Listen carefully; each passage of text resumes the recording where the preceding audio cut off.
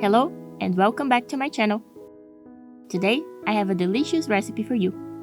Pasta alla Genovese.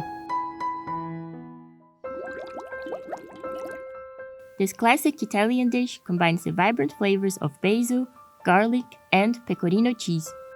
Before we get started, make sure to check out my video on how to make pesto sauce. Now let's move on to the cooking process. Start by peeling and cutting a couple of potatoes into cubes. Then prepare a generous portion of fresh green beans. Remove their ends and cut them into thirds. Bring salt water to a boil. Then add the potato cubes, green beans, and pasta. The type of pasta I'm using has a 12 minutes cooking time. If your pasta needs less cooking time, you can simply boil the vegetables first.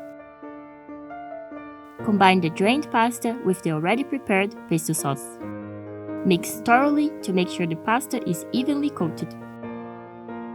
Serve it immediately and sprinkle with parmesan if you'd like.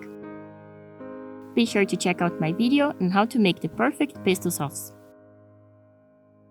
Like and subscribe if you enjoyed this recipe. Also let me know which other recipes you'd like to see, and thanks for watching.